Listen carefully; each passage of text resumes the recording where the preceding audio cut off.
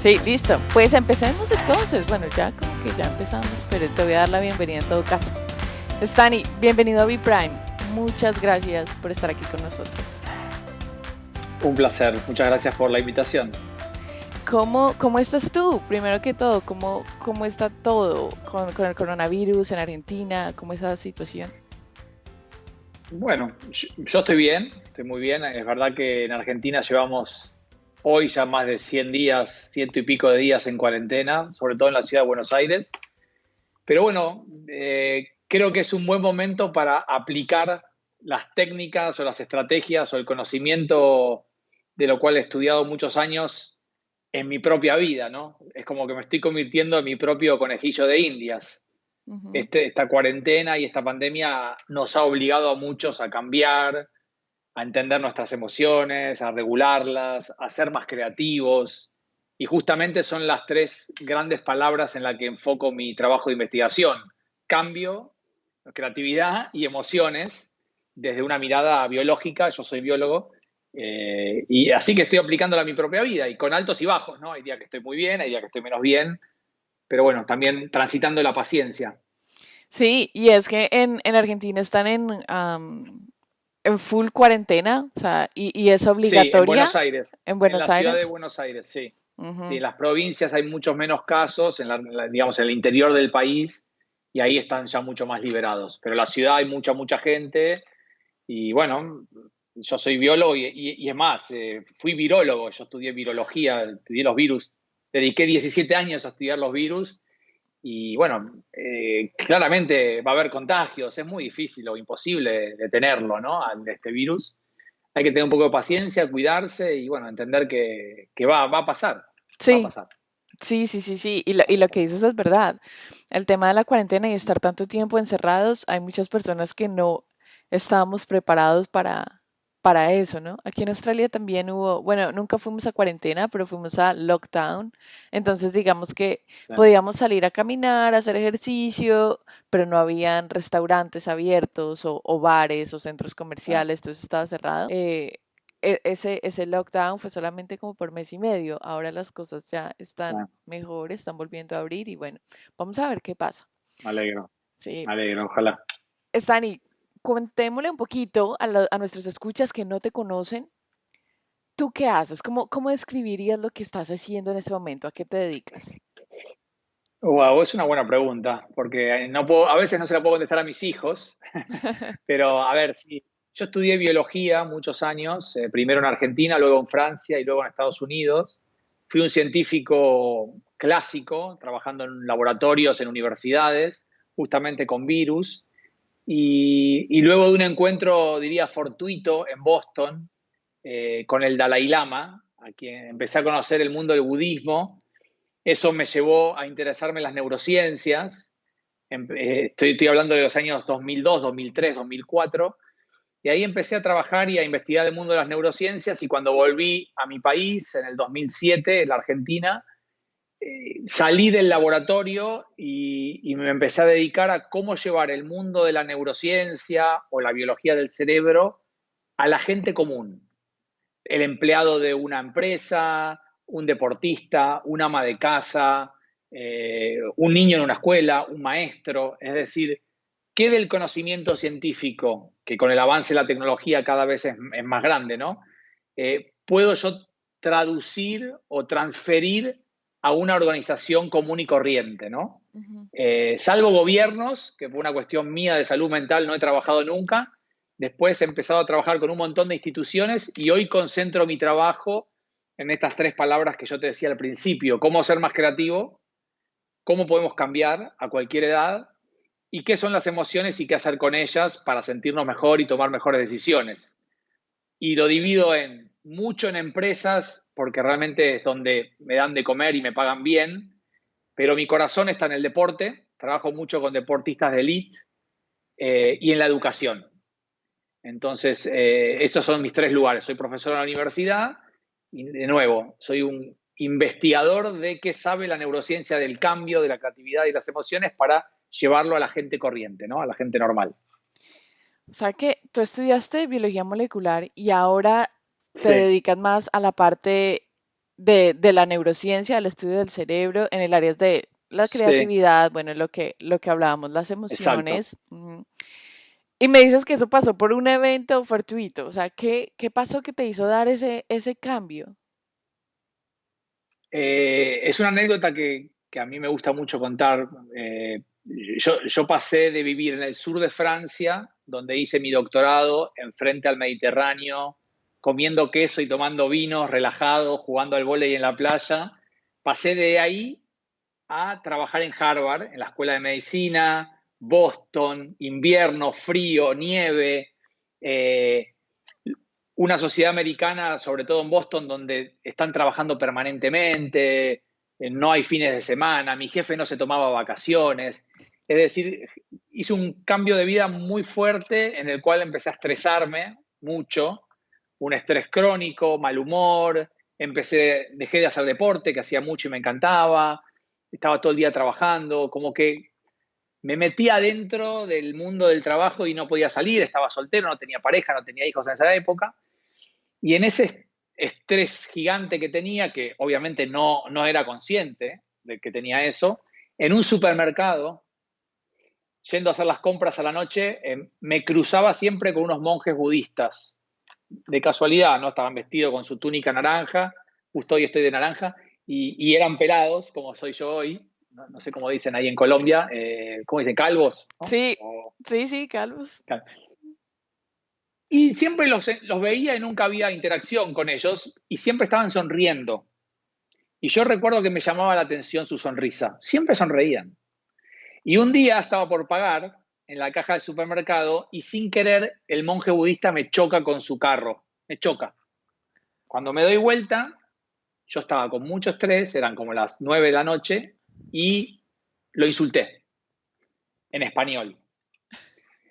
Y me sonrió de nuevo. Obviamente vio mi cara, ¿no? Vio mi cara, era una cara de insulto. Y me Ajá. sonrió y me dio un papel. Te estoy hablando del 2003. Y en ese papel era una invitación para escuchar al Dalai Lama, Ujú. que iba a hablar en el MIT, ¿no? El MIT, ¿no? Una escuela muy, muy importante ahí de Boston. Y yo, bueno, refunfuñé, hice así y puse el papel en mi mochila. Y a los 3 4 días que estaba ordenando mi habitación, encuentro el papel y era esa misma tarde la charla del Dalai Lama.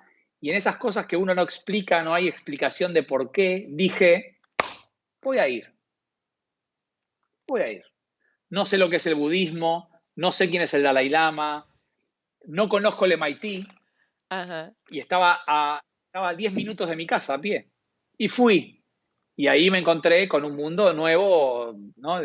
Eran como, es un evento muy conocido, se llama Conversaciones con el Dalai Lama. Se Ajá, hace una sí. vez por año en Boston y una vez por año en el Tíbet. Y estaba el Dalai Lama con los monjes budistas del supermercado, que eran como mis amigos para mí, y hablaban de la muerte, de la reencarnación, de la creatividad, de los sueños. Era como un intercambio cultural, de la ciencia, del budismo. Y ahí apareció una resonancia magnética nuclear de un cerebro de un meditador. Como que me llamó mucho la atención el impacto de la meditación en los cambios cerebrales y se estaba poniendo muy de moda en esa época. Se estaba occidentalizando la meditación mucho más Ujú. fuerte que, bueno, hoy ya es algo, un Sí. hecho, ¿no? Y ahí empecé a investigar y bueno, me fui metiendo en ese mundo y cuando decidí por cuestiones personales de volver a mi país, dije, quiero meterme por aquí, quiero ver, como biólogo, le quiero hablar al mundo de la empresa, del deporte, de la educación, pero en un lenguaje no complejo y técnico. Mi misión o mi pasión era traducir lo complejo de la biología del cerebro a, como te decía hace un rato, a una empresa, a una organización. Sí, Así se dio. sí, y entonces meditas, o sea, te conectaste con la meditación y lo volviste una práctica, probaste diferentes tipos de meditación.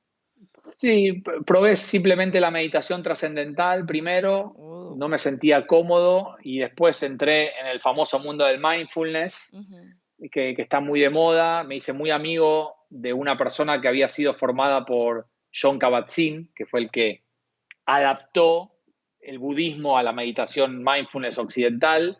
Me formé con él en Argentina y para ser muy sincero no medito todos los días. Hubo unos años de mi vida que sí, Hoy lo tomo más como una práctica más terapéutica, más paliativa que para sostener un estado de bienestar. Si no, estoy un poquito estresado, cansado o tengo algún dolor y me pongo a meditar, pero obviamente no soy instructor, ¿eh? Soy una persona que lo utiliza como una herramienta más disponible para estar mejor. Esa es la verdad. Y te fue fácil empezar con el tema de la meditación. Bueno, es que lo interesante de la Sí. meditación y del budismo es que, a diferencia de la mayoría de religiones, se conecta bien con la ciencia, ¿no? Hay bastante, digamos, colaboración entre los Sí, dos. similitudes y yo no llamaría al budismo una religión tampoco. Eh, no hay ningún dios, ¿no? A Sí, quien rezarle, digamos. sí, sí, sí. Eh, Mira, no me costó porque soy muy curioso, porque lo hice como una especie de experimento conmigo mismo y sin querer queriendo me fue llevando a un lugar que encontré de gran bienestar. Pero no, me gusta probar cosas nuevas y ver de esas técnicas, herramientas, de esos métodos, qué me puedo llevar para mi vida, para la vida de mis hijos y qué para mi trabajo también, ¿no? Ujú, ujú. Y soy muy nerd, ¿no? Me gusta leer artículos científicos relacionados con la meditación, qué le sucede a la gente, es decir, trato de unir los mundos todo el tiempo de la evidencia científica y disciplinas quizás muy milenarias y qué es lo que sucede en esa intersección. Y la verdad que hay mucha evidencia científica del bienestar que provoca meditar, ¿no? Y otras cosas que produce el cerebro. Sí, sí, sí, sí. Am, Quiero que hablemos un poquito del último libro, que entiendo que no lo has sacado todavía, porque pensaba sacarlo ahorita este año, ¿no? El Sí, libro de las sí, emociones. lo tengo acá al lado, pero no lo puedo mostrar porque las editoriales son muy celosas, sí, de las emociones. Sí, pero ¿me puedes dar el Sí, título? un libro, sí, obvio. El libro se llama En el Limbo y va a salir en toda América Latina y en España en simultáneo, porque tengo otros tres libros de los cuales dos le ha ido muy, muy, muy bien, por suerte. Es más, está en Australia en inglés, traducido al inglés, pero, y en América Latina lo pueden encontrar. Tu primer Es el libro libro, que más me costó. ágilmente, discúlpame, Primer libro. ágilmente, está en inglés, aquí en Australia. Sí. Oh, Agile Mind. ok, Agile Mind se llama en inglés. ok. Eh, a ver, este libro último de emociones es un libro que me hizo descubrir que yo enseño lo que tengo que aprender, Ujú. despacito. Yo suelo preparar cursos, talleres, workshops, enseño en la universidad, le hablo a los deportistas o le cuento herramientas a los deportistas y después me doy cuenta que, wow, esto es lo que yo necesito. Entonces, Ágilmente es un libro que trata mucho sobre la creatividad. Y ahí estaba en una gran crisis donde yo sentía esta necesidad de ser más creativo y hacer cosas nuevas y probar y equivocarme y volver a levantarme. Luego escribí En Cambio, que era un libro que trata sobre qué sabe la ciencia sobre el cambio del cerebro, cómo podemos cambiar las personas. Y estaba en un gran momento de cambio personal. Y ahora que me pasaron cosas dolorosas, no graves, pero dolorosas familiares, empecé también a darme cuenta que era una persona que suprimía las emociones, que era una persona que había emociones que eran malas, que mejor no contarlas. Obviamente tiene que ver mucho con mi educación, ¿no?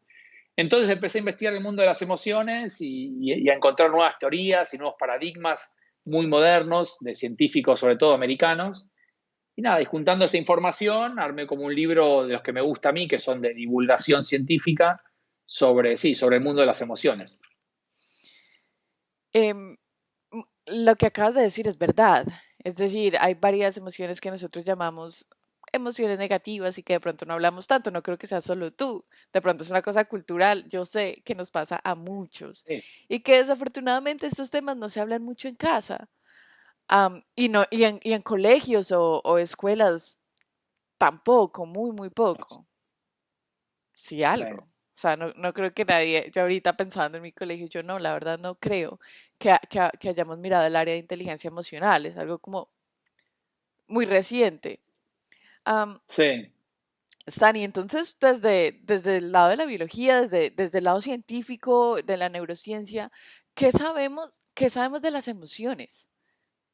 ¿En dónde están? ¿Están producidas por el cerebro? ¿Las producimos en el estómago? ¿Qué sabemos? Ok. A ver, primero, hay como una idea errónea de que las emociones surgen porque nos suceden cosas, ¿no? Hay situaciones en la vida que nos hacen sentir enojo, sentir alegría, sentir miedo, etcétera. Pero ahora hay muchos estudios que muestran que cuando te sucede algo en la vida, una situación, tú siempre la interpretas, le pones un sentido, es decir, piensas en eso. Y luego de que piensas en eso, que es casi siempre inconsciente, no te das cuenta, surge la emoción. Es decir, hay una relación dinámica entre pensamiento y emoción. Situación, lo evalúo, le pongo un sentido, me enojo. No es situación enojo, es en el medio va un pensamiento. Entonces, una de las grandes claves, y bueno, le dedico un par de capítulos en mi libro, es empezar a aprender a pensar como pensamos. Mucho de lo que sentimos está íntimamente relacionado con nuestra forma de pensar, con Ujú, nuestra mentalidad, con nuestra educación, nuestra cultura. Es decir, ¿tenemos miedo? Sí, pero a veces tenemos mucho miedo porque estamos pensando cosas que nos dan miedo, no porque está pasando algo peligroso, ¿se entiende? ujú, Entonces ese es como un primer gran capítulo de lo que sabe la ciencia hoy de las emociones. No es tanto lo que estás viviendo, sino cómo lo interpretas. Y de ahí se derivan técnicas para cambiar esa interpretación, para pensar diferente a como vienes pensando hace muchos años. Otro gran concepto nuevo, moderno sobre las emociones es, lo voy a decir como para desafiar a la gente, para los biólogos como que no existen las emociones, sino que es un invento de las personas. Es decir, lo que sí existe, lo que el cerebro registra segundo a segundo de tu cuerpo y de tu contexto, son niveles de placer y de energía. Y cuando tú haces la intersección de cierto placer y cierta energía, le pones un nombre que es una emoción. Por ejemplo, si tú la estás pasando muy bien y tienes mucha energía, puede decir que estás feliz. ujú, Pero si tú la estás pasando muy mal, con mucha energía, puede decir que estás enojado. ujú, Y si tú tienes muy poca energía y la estás pasando muy mal, puedes estar triste o deprimido. Y si estás con mucho placer y poca energía, puedes estar tranquilo, calmo, relajado. Es decir, como que el cerebro no sabe de emociones, sabe de placeres y energías, y nosotros, dependiendo de nuestra familia, nuestro país, nuestra región, le ponemos nombre a eso, ¿no? Eh, Esos niveles de energía y de placer dependen de lo que el cerebro interpreta del cuerpo, de lo que está pasando, del contexto que está transcurriendo en el momento presente, y también hay un condimento que se conoce como experiencias pasadas. Cuando cada uno de nosotros estamos viviendo una situación similar o idéntica a otra situación que ya hemos vivido, eso influye en cómo nos vamos a sentir en ese momento. Entonces, primer gran concepto, lo que sientes depende mucho de lo que piensas. Segundo gran concepto, lo que sientes tiene que ver con una cuestión de placeres y energía momento a momento. Eso es captado por el cerebro y esa información va al cuerpo. Por eso hablamos del estómago, del corazón, me transpiran las manos, se tensan los músculos, se pone la cara firme. Esas son emociones que se originan en el cerebro y el cerebro da órdenes al resto del cuerpo para que haya cambios. Cambios en las hormonas, cambios en los neurotransmisores. Por eso los biólogos decimos, el gran promotor del cambio son las emociones. Las emociones nos deben cambiar. No es lo mismo estar charlando aquí tú y yo enojados que tranquilos. ujú, No estaríamos charlando igual, ¿no? Sería otra charla. O si yo estoy enojado contigo, o si tú estás, ¿no? O si tú estás deprimida en tu vida por algo hoy. Entonces, ese es un tercer gran concepto. Cómo nos va en la vida, cómo nos comportamos, cómo hacemos las cosas, depende mucho de cómo nos sentimos. Y como tú mencionabas en la escuela, el colegio hace un rato y los padres, en general vivimos en una sociedad que están todo el tiempo diciéndonos cómo hay que hacer las cosas, ¿no? Compórtate así, siéntate derecho, hay que sonreír, llega temprano. Siempre hablamos de comportamientos, pero debajo de los comportamientos están las emociones. Ujú. Entonces, el trabajo que yo hago es que la gente tenga este concepto conocido como autoconocimiento, de entender cómo se siente y entender cómo piensa. Porque si tú cambias la forma de pensar, cambias la forma de sentir. Y si cambias la forma de sentir, actúas distinto. Y si actúas distinto, te va en la vida diferente. ¿Se entiende? Es como sube la escalerita. Y para que la gente que está escuchando lo vea, la imagen, para que vea lo que yo estoy diciendo, imagínense un jugador de tenis, ¿no? Tenis. Va a sacar, pica la pelota y va a sacar. Y en el momento que va a sacar, piensa, qué mal que le pegué a la pelota anterior. ¿Cómo va a sacar? No, ¿Bien o mal? mal.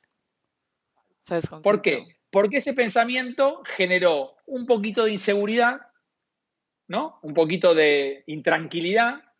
Esa intranquilidad fue al cuerpo, al hombro. El hombro se subió un poquito y el saque ya sale mal. ¿Se entiende? Ujú. Entonces, esta imagen que es muy fácil de entender de un tenista, es como vivimos todos los días. Lo que pensamos influye en lo que sentimos y lo que sentimos influye en cómo nos va en la vida.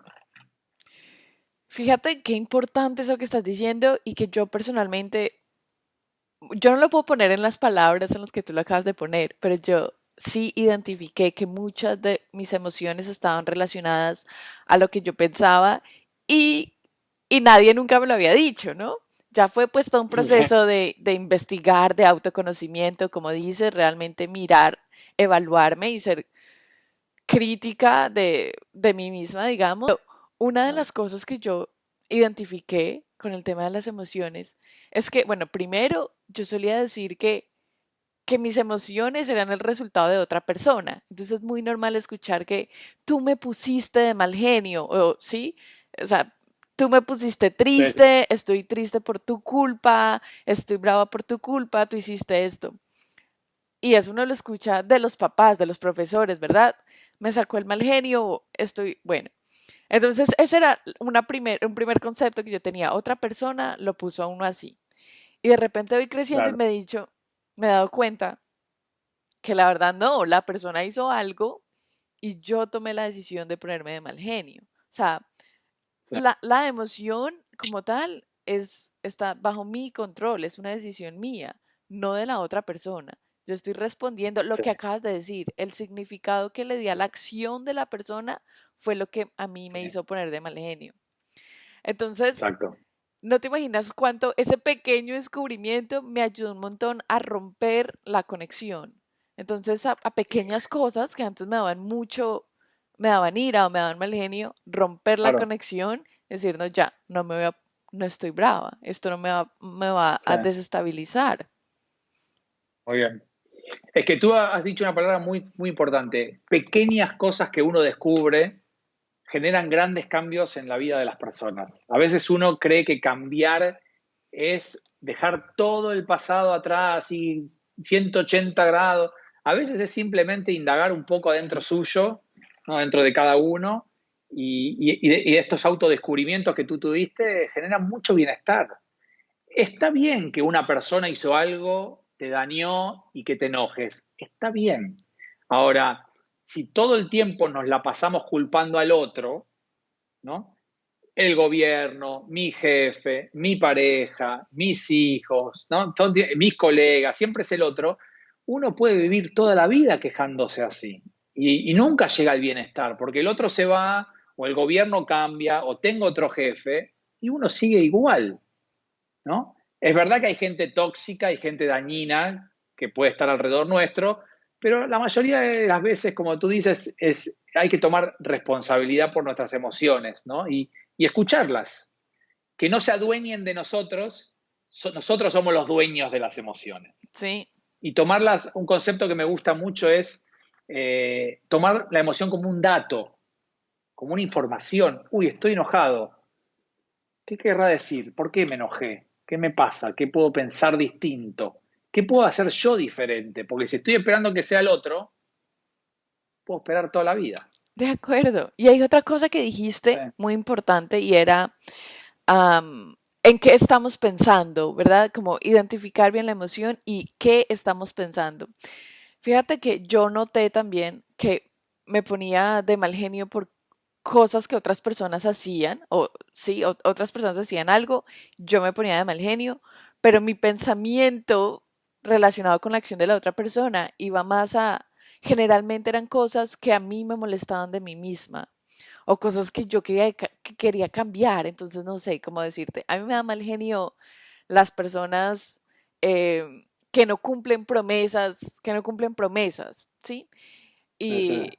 Y, y luego me di cuenta que es algo que no, que me molesta de mí misma y que no quiero ver en mí, y es incumplirme promesas personales. Me molesta la pereza. Entonces, cuando veo a personas siendo perezosas, me da mal genio, ¿sabes? Un compañero de Claro. trabajo Sí, que no está sí. respondiendo. Y luego Sí. me doy cuenta Proyectamos en el otro. 100% que soy yo intentando proyectar mis inseguridades y lo que no quiero ver en mí Sí, en la otra persona. Entonces ya no me descargo en la otra persona, ¿no? Porque como buenísimo. que entiendo qué es lo que está pasando dentro de mí, porque me estoy poniendo de esa manera. Bueno, Stan, y cuando tú vas y trabajas con las empresas por el lado del tema de las Sí. emociones, ¿en qué te enfocas? O sea, ¿cuál es qué les quieres enseñar o cómo las empresas pueden utilizar ese tema de las emociones? Mira, hay un consorcio que estudia hoy el impacto de la inteligencia emocional en las ganancias de una empresa. A mí no me interesa, pero es verdad que a las empresas le interesan las ganancias, es algo que en cualquier Es la parte que del mundo, hace, ¿no? sí.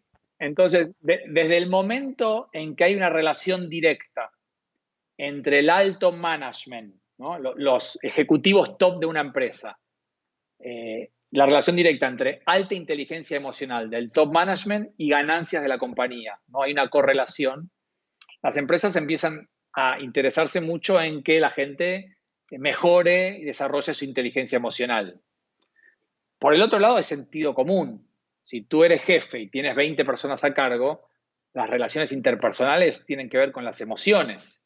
Vendas tomates, computadoras o fabriques, no sé, lo que sea. Siempre la gente se comunica a través de las emociones.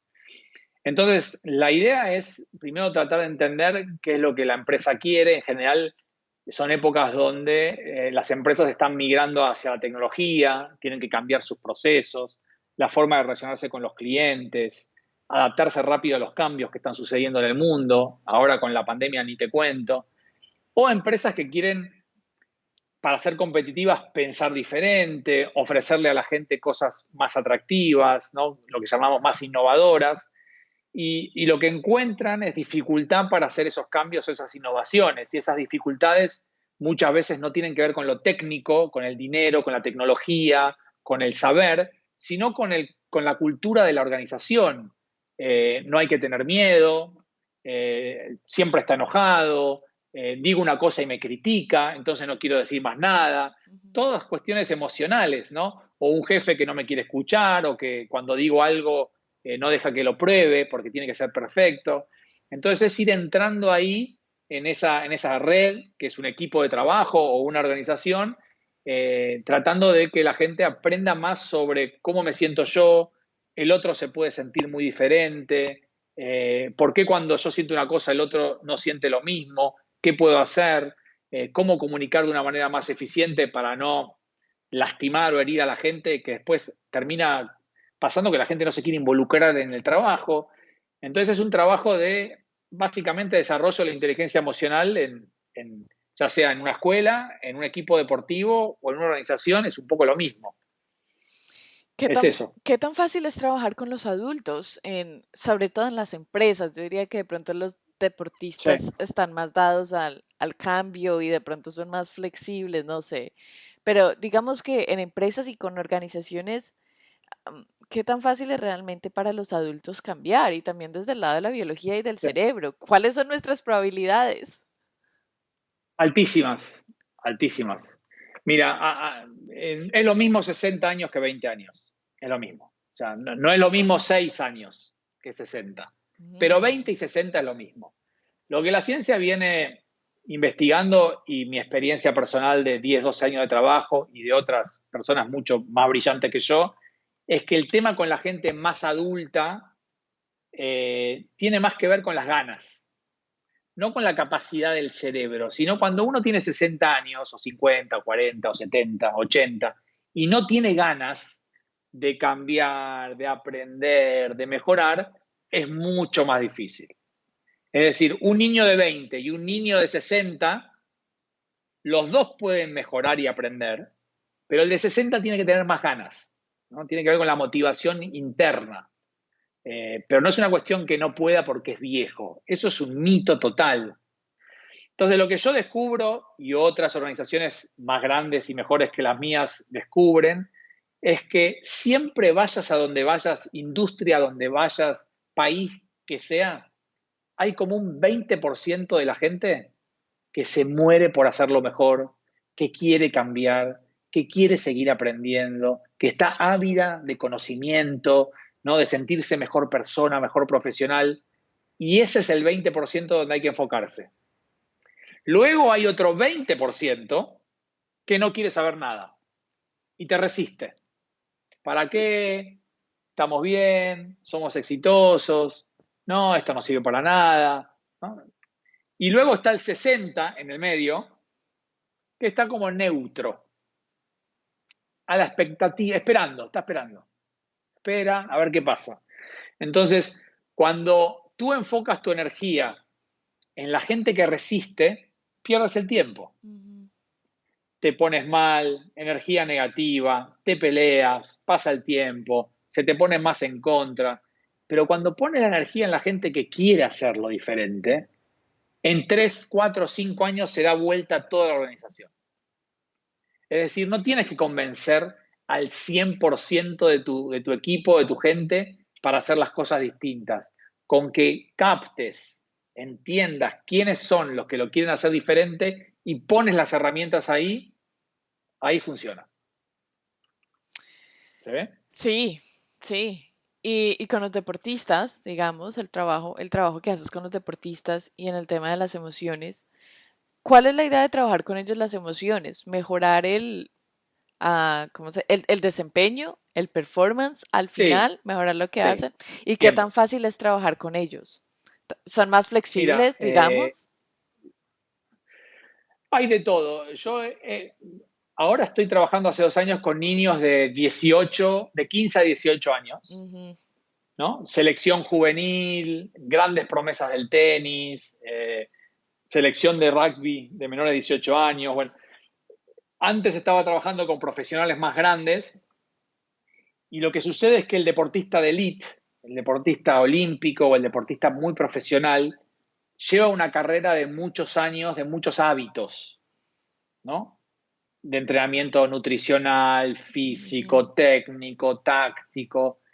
Y cuando uno llega con otras herramientas nuevas para trabajar la cabeza, a algunos deportistas es como que les cuesta hacerles lugar, ¿no? El deportista tiene una vida muy intensa, de muchos cuidados, ¿no?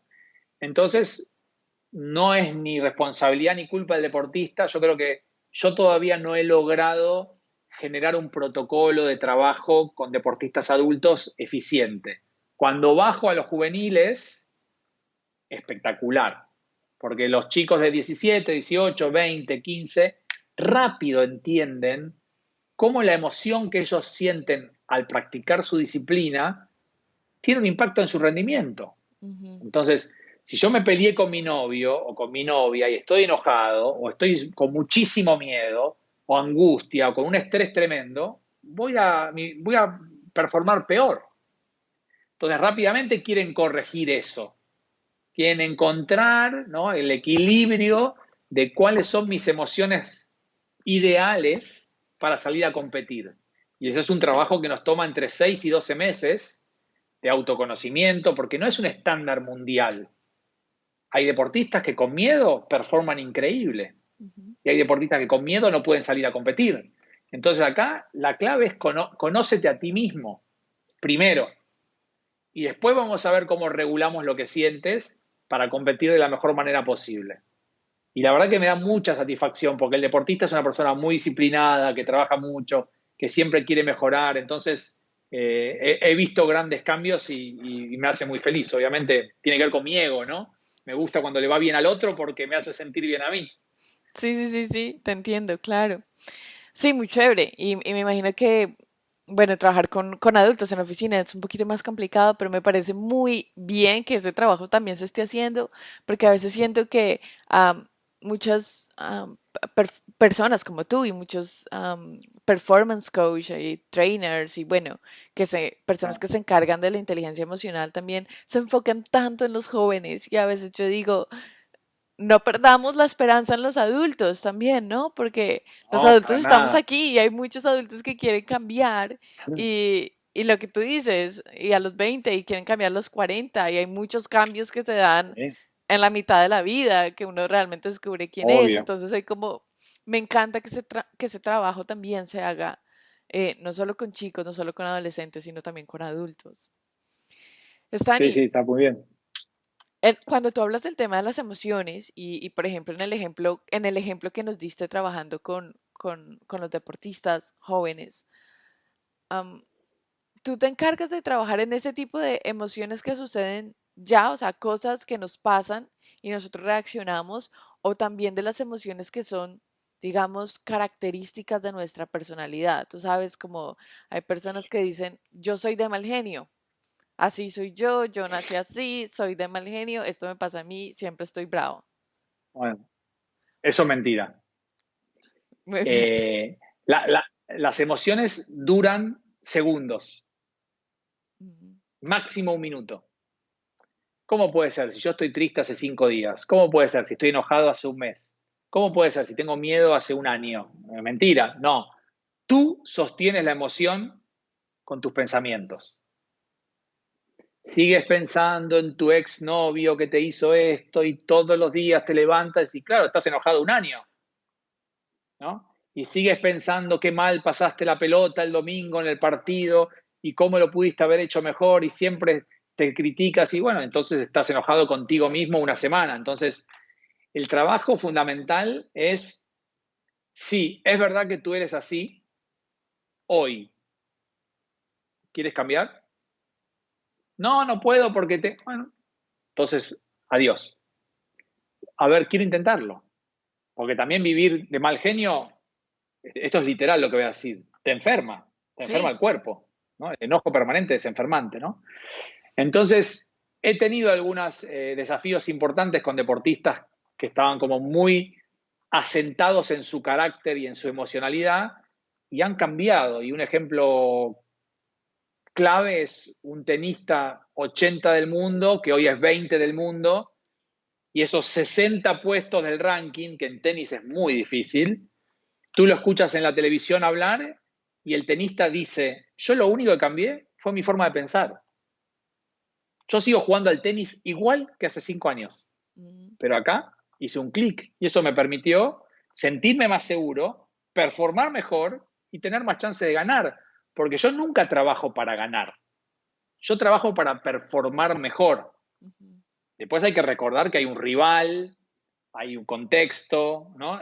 Uno no puede garantizarle ganar, uno puede casi garantizarle que va a rendir un poco mejor que antes, ujú, porque la cabeza influye un montón en el rendimiento. Entonces, por ahí va el trabajo, entender a las emociones como interferencias, que pueden interferir en tu potencial de manera positiva y aumentarlo, o te pueden reducir tu potencial. Y ese es el trabajo que te decía, que es muy individual, no hay un estándar mundial. Cada persona tiene que atravesar un proceso de autoconocimiento para reconocer cómo se tiene que sentir para jugar mejor o para ir a trabajar mejor. ujú. Sí, para reconocer lo que decías, lo que uno realmente está pensando, lo que uno está sintiendo, pero también para tomar la decisión de cambiar y de parar el pensamiento, lo que tú acabas de decir tal cual. Porque qué difícil Cambiar el es. pensamiento, cambiarlo, no pararlo. Eso es algo Okay. muy importante, ¿sabes por qué? Porque cuando tú te propones no pensar algo, adivina qué sucede. No, fallas, no, no se puede, vuelves. Lo piensas más seguido. Sí. Entonces, Mucha gente me dice, bueno, está bien, voy a dejar de pensar esto. No, tienes que cambiarlo por otro pensamiento.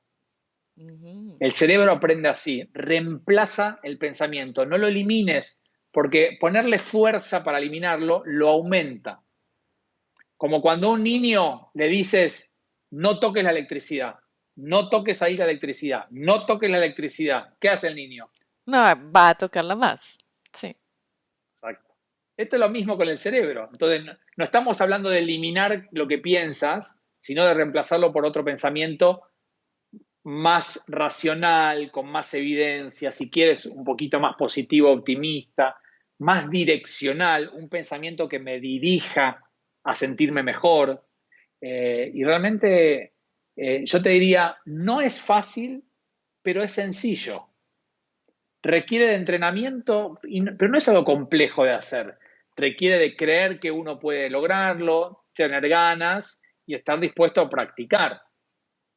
Cuando es un deportista de elite que se da cuenta que eso puede cambiar en su dinero, en su ranking, en su estatus, se pone a trabajar mucho. Cuando es un empleado de una empresa, bueno, a veces, bueno, pero ¿para qué? El tema es que lo que uno está cambiando no es el deporte o el trabajo, uno está cambiando uno para la Ujú. vida. O sea, son herramientas que mejoran el bienestar de las personas, no de los profesionales. Sí. Con eh, el tema de la ira, que estamos, te estaban hablando de eso antes, de la ira y del mal genio. Me parece muy particular esa emoción, la ira, sentirse de mal genio, porque porque siento que es muy difícil tomar la decisión de dejar de estar de mal genio o de tomar la decisión de cambiar de pensamiento, por ejemplo. Me parece que a las personas nos gusta quedarnos bravas, sobre todo cuando hay un tema como de orgullo o de ego metido, ¿verdad? Me Queremos parece, estar me ahí. parece que estás hablando de ti misma. Me parece que estás hablando de ti misma, no de las Cien por personas. ciento. No, no, 100% de mí misma. Eh, pero te lo digo porque yo he hecho mucho trabajo interno con el tema de eso, del mal genio, y es algo que afortunadamente puedo manejar, pero de lo más difícil que me di cuenta ahí era el hecho, eso que que estás mencionando en este podcast, y es cambiar el pensamiento y tomar la decisión, pero tomar esa decisión es difícil porque a veces no queremos soltar la emoción. Nos estamos aferrando a la emoción que ya conocemos y queremos tenerla ahí en nuestra comodidad y soltarla es difícil. ¿Qué tipo de cosas podemos hacer o tú qué le enseñas a las personas para poder manejar las emociones y poder cambiarlas, mantenerlas bajo control? ¿Cuáles son las herramientas que se puede hacer? A ver, primero, en biología nunca hablamos de control. Okay. Hablamos de gobierno, de gestión, ¿no? De management, ¿no? Tú puedes manejar tus emociones. Controlarlas, no. Porque el control para nosotros es como apretar un botón y que desaparezca, ¿no? ¡Ping! Desapareció. A veces puede suceder, pero nosotros más bien hablamos de intensidades de la emoción, ¿no? Cuando tú sientes mucho malestar, por mucho enojo, por mucho miedo, ira, asco, disgusto, frustración, lo que tú quieras, pero en cantidades intensas, eso no te permite pensar. Y te voy a explicar por qué. Viste que muchos dicen que no usamos todo el cerebro. Ujú. Eso es mentira. Es un mito. Todas las personas usamos todo el cerebro. Sin embargo, por una cuestión absolutamente química, las neuronas del cerebro necesitan, para poder funcionar, lo que necesitan todas las células: oxígeno y comida, ¿no? Glucosa. La forma que tenemos nosotros como especie de comer y de respirar permiten alimentar en simultáneo, segundo a segundo, máximo el 2% del cerebro. Es decir, usamos todo el cerebro, pero en simultáneo podemos encender máximo 2% de las neuronas. ¿Se entiende? Sí. Ujú. Por la comida y el oxígeno que llega al cerebro y distribuye en las neuronas, y el 2% que está activo, que está funcionando, toma ese alimento. Cuando tú sientes una emoción, las emociones son neuronas que se prenden. Entonces vamos a hacerlo, esto es una imagen, es una abstracción para que la gente entienda. Imagínate que estás un poco molesta, un poco. Algunas neuronas se prenden. Vamos a decir, vamos a inventar, del 2% que puedes prender, 0,5% están molestas. Ahora estás como muy enojada, más neuronas se prenden. El 1% de las neuronas están enojadas. Ahora estás con furia total. 1,9% de las neuronas que puedes prender están en furia. ¿Cuántas neuronas te quedan para pensar? Sí, una. 0,1. Pocas. Esta es la explicación de por qué cuando uno está con una emoción muy intensa, suele arrepentirse de las cosas que hace. Porque no lo pensó. ¿Por qué no lo pensó? Porque no tenía alimento y oxígeno disponible para pensar. Ujú. No está claro en su mente, toma malas decisiones, actúa de manera impulsiva, se arrepiente. Esto es lo que genera una emoción intensa, sea placentera o no. La euforia, que puede ser muy divertida, nos puede llevar a cometer muchos errores en la vida. El terror, la furia, no estoy hablando de emociones muy intensas. Entonces, acá nunca hay que hablar de que una emoción es negativa, sino lo que nosotros enseñamos es a la gente a, primero, es una emoción, es un dato, es información. Si es muy intensa, tenemos que manejarla, gobernarla, lo que tú llamaste controlar, ¿no? Bajarla, ¿para qué? Para pensar mejor. No es que estoy regulando las emociones porque es cool, porque quiero tener inteligencia emocional. La estoy regulando porque eso me permite tomar mejores decisiones en mi vida.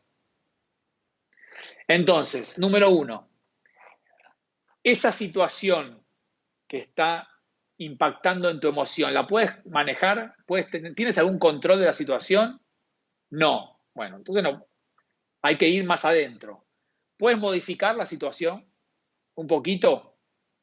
No. Bueno, ¿puedes pensar distinto? Siempre. Hay que trabajar en eso. Ujú. Siempre vamos a lo mismo, hay que pensar distinto. Por ejemplo, la pandemia o la cuarentena en ciertos países. Yo no la puedo controlar.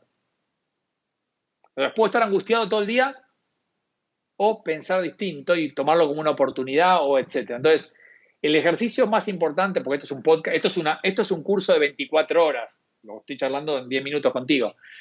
El ejercicio más importante es cuando tú estás en ese estado de intensidad emocional, malestar, incomodidad, enojo, furia, miedo, el que tú quieras, en ese momento escribe todo lo que estás pensando, no lo que está pasando, lo que estás pensando. Ujú.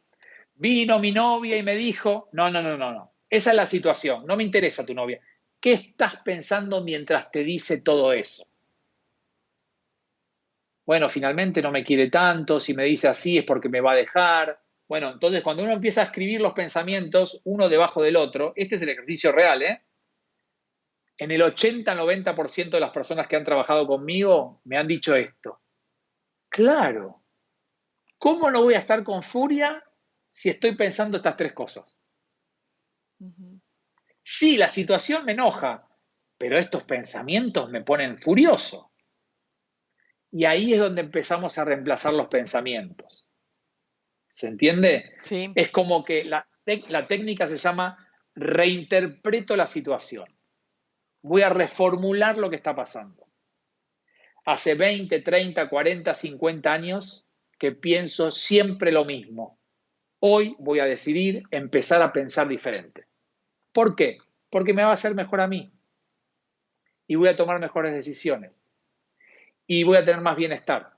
Porque a mi pareja no la puedo cambiar, a mi país no lo puedo cambiar yo solo o a mi empresa, pero a mí mismo yo me puedo cambiar. Mucha gente tiene miedo porque cuando uno cambia, cambia todo lo que está alrededor. Y sí, es un riesgo, pero para mí vale mucho la pena. Te iba a preguntar algo sobre lo que acabas de decir. Am, cuánto tiempo necesita uno para cambiar? Tú justo lo dijiste, uno a veces lleva años con el mismo pensamiento, años y obteniendo la misma respuesta. Y de repente empieza, por ejemplo, a trabajar contigo y quiere hacer ese cambio. ¿Cuánto tiempo? Siento que muchas No personas... hay, no hay un estándar, no hay. Te digo, este tenista muy importante tardó 1 año y medio, 2.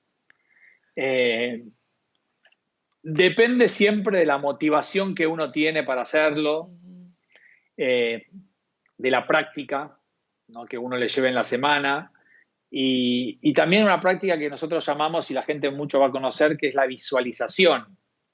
No solo esperar el momento del malestar para cambiar el pensamiento, sino imaginarse en la cama todas las noches, la próxima vez que me suceda esto, yo voy a pensar esto otro, y es como que uno va preparando el cerebro para cuando eso suceda.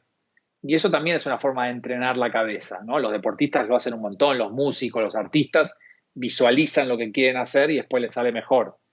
Entonces, la verdad sería engañar al público decirle que hay un tiempo mínimo o un tiempo máximo. Siempre depende, pero como toda habilidad del cerebro, cuanto más la practicas, más motivado estás, más crees en tú mismo que lo puedes hacer, es más rápido. Ujú, sí, ese es el tema. Creo que muchas personas se desilusionan un poco con el tema de la inteligencia emocional y es que no se ven resultados rápidos, entonces a veces lo dejamos ir. O lo que acabas de decir, cambiar, no todo el mundo quiere cambiarlo todo. O sea, nosotros quisiéramos cambiar Sí, un par de cosas, pero mantener lo esencial ahí y a veces el cambio sí, requiere un cambio grande, ¿no? Si uno cambia por sí, sí, dentro, que le cambien las circunstancias y todo, y a veces le tenemos un poco de miedo a obvio. eso. Sí, tener miedo no está mal. Eso es otra enseñanza, creo que errónea. El miedo es algo absolutamente normal, nos Ujú, permite sobrevivir. No hay que tenerle miedo al miedo. El miedo de vuelta, es un dato, es una información. Algo está pasando que me importa. Porque si tenga miedo es porque me importa. Bueno, no, creo que no hay nada peor que decirle a un niño no tenga miedo. Porque si el niño tiene miedo y tú le dices que no lo tenga, el niño no entiende. Es como mi papá me dice que no tengo que tener miedo y yo tengo miedo. ¿Qué quiere decir? Que está mal lo que siento, dice el ujú, niño. ujú. Entonces, ¿qué va a hacer la próxima vez que tenga miedo? No va a No decir hace nada. nada. Va a suprimir, va a suprimir 30 años y eso se convierte después en una enfermedad. Suprimir la expresión de las emociones es la peor herramienta para manejar tus emociones. El no poder expresarlas, el no poder decirlo abiertamente, ¿no? El mostrarse vulnerable. Mi amor, tengo miedo, mi amor, estoy asustado, ¿no? Porque hay una cuestión de cómo tiene miedo, entonces no es lo suficientemente valiente. Es más, para mí ser valiente no tiene que ver con no tener miedo. Ser valiente es tener miedo y con miedo avanzar. Ujú. Sí, Eso es ser valiente. sí, sí. Con miedo. Sí, porque va a ser muy difícil suprimir el miedo, dejar de sentirlo así cuando, sobre todo en situaciones de cambio.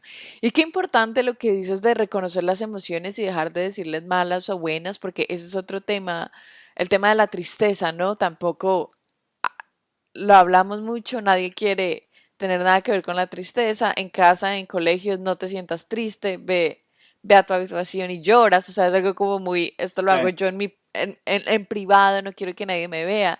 Y después ya crecemos, ¿no? Estamos aquí con 30 años y no sabemos cómo manejar la tristeza, todavía nos seguimos ocultando, nunca la hemos hablado y se nos sale de las manos. Qué importante es que se hable, ¿no? Que se reconozca como emoción. Para, para mí la tristeza es mi emoción favorita. ¿Lo es? ¿Por qué? Sí, y te la voy a definir. Para mí la tristeza es una emoción pacificadora que te permite darte cuenta que la vida no es siempre como tú quieres, que es la verdad. Sí. Entonces, ¿cuánta enseñanza para un niño decirle, mi amor, ¿estás triste? Y claro, ¿cómo no vas a estar triste? Si tú querías ganar, si te entrenaste toda la semana, si fuiste al estadio a jugar con tus amigos con muchas ilusiones y perdiste, está bien que estés triste. Ujú. Ahora, ¿qué hacemos con eso? Pensemos, la tristeza es un espacio de reflexión. Si tú la escondes y la anulas, como dices tú, a los 30 años, sale por algún lado Sí. y no lo vas a poder manejar y tu novio te ha dejado, tu jefe te ha echado o no conseguiste lo que quisiste y no vas a saber qué hacer. Entonces, a ver, mi amor, al niño, hablemos. ¿Qué crees que podrías hacer diferente la próxima vez? ¿Por qué crees que perdieron el partido? ¿Cómo jugó el rival? ¿Cómo jugaste tú? ¿Podemos hacer algo distinto esta semana? ¿Se entiende? Usemos la tristeza para pensar, para reflexionar y no culpar al otro. No porque el arquero, no porque el rival, no porque hacía frío, porque había viento. No, no. Sí, todo eso sí, pero ¿y yo qué? Entonces, no hay nada más duro que decirle a un niño no estés triste, Ujú. porque estás empujándolo a que piense la tristeza como algo negativo de la vida y la tristeza no es negativo. Lo que es negativo es estar triste 5 años o un año. Bueno, ahí tienes que recurrir a ayuda de alguien, que no soy yo, un terapeuta, un médico, un psiquiatra, no lo sé, cada uno con sus ayudas. Pero eso es otra cosa que aprendemos mal. Pedir ayuda es sano, pedir ayuda es bueno. Hay que animarse a levantar la mano y decirle, yo con esta situación solo no puedo, necesito ayuda. Y eso son las personas, somos seres sociales, necesitamos uno del otro todo el tiempo. Por esto, esta pandemia barra cuarentena en algunos países nos está haciendo darnos cuenta de lo importante que es la conexión social, ¿no? Para estar bien. Sí, claro que sí. Esa es una de las lecciones más grandes, ¿no? Uno no se ha dado A cuenta que full. tanto extraña estar con las personas y que no es lo mismo hacerlo pues por cámara y FaceTime y todo esto que estar en Sí, conexión, que sentir el calor humano, que bueno, sí es. Compartir experiencias con otra persona también es muy claro, importante. Sí, eso es algo que nos estamos dando cuenta y las personas que nos vamos a otros países o que emigramos, lo descubrimos también muy temprano. Fíjate que yo me vine aquí y vi la primera vez, pues la primera semana que estoy aquí en Australia hace 6 años, y fui a ver la Opera House. Y yo tenía muchas ganas de verla y de conocerla, pues porque claro, había escuchado, ¿no? Y entonces quería ir y claro, voy y la veo. Y muy bonita, o sea, la arquitectura es espectacular, la Opera House y todo lo que está alrededor de ella, el sitio como tal, es espectacular. Pero voy allá y estoy muy feliz y no hay nadie con quien compartirlo, ¿no? Tengo toda esta emoción y felicidad adentro y es mi primera semana en Australia y yo estoy completamente sola, no conozco a nadie y no tengo con quien compartir mi emoción, entonces claro, se me claro. va. Luego ya, unos años después, mi familia vino acá y voy con ellos a a la Opera House y la experiencia es completamente Diferente. distinta, sí, Muy bien, diferente. obvio, obvio. Están ahí para compartir eso, para compartir la emoción, para hablarlo y uno se da cuenta de lo importante que es eso, tener a otros al lado de uno, alrededor de Sí, uno. Stanis, si las bien, personas quieren saber más de ti, saber qué estás haciendo, sí. cuándo sale tu libro, ¿en dónde te pueden encontrar? La verdad que es buena la pregunta porque solo tengo una red social, que es Instagram, Ujú. mi nombre y apellido, Stanislao Bachrach, pero existen varios Facebook falsos. Sí, Entonces, sí, varios, como 5. Así que por favor, y he intentado por todos los medios de que los bajen, pero bueno, por favor, ahí no, no soy yo. Mi Instagram pueden seguirme ahí en general, es más, en agosto voy a empezar a hacer unos cursos online muy, muy, muy, muy, pero muy económicos, de 4 o 5 clases a la noche. La gente también puede quizás ahí, o sea, esta charla que tuve contigo, pero más formal, durante claro. 4 o 5 noches. No, y pongo las cosas en Instagram. No, no, no suelo ser un fanático de las redes sociales, pero estoy como queriendo acomodar un poco el Instagram ahora que esta pandemia nos ha empujado a globalizarnos y a conectarnos tecnológicamente. Me doy cuenta que, bueno, poder charlar contigo en Australia me parece apasionante, es increíble. Quizás antes de la pandemia no lo hubiésemos hecho, ¿no? Así que mi Instagram es el lugar. Súper bien. ¿Y este curso que vas a dar en español? Sí, va a ser en español. Sí, Ok, es en español. Sí, muy bueno. Vamos a estar sí. pendientes de eso. Stani, muchísimas gracias por tu tiempo Me encanta A hablar ti. contigo y voy a estar muy pendiente del libro y voy a buscar el libro en inglés también. Sí, The Agile Mind, The Agile Mind. Sí, Súper, voy a buscarlo a ver si está en inglés, lo encuentro por acá. Muchas gracias, bueno. Stani, que tengas una bonita noche. Gracias a ti. Mucha suerte, tú también. Adiós. Adiós.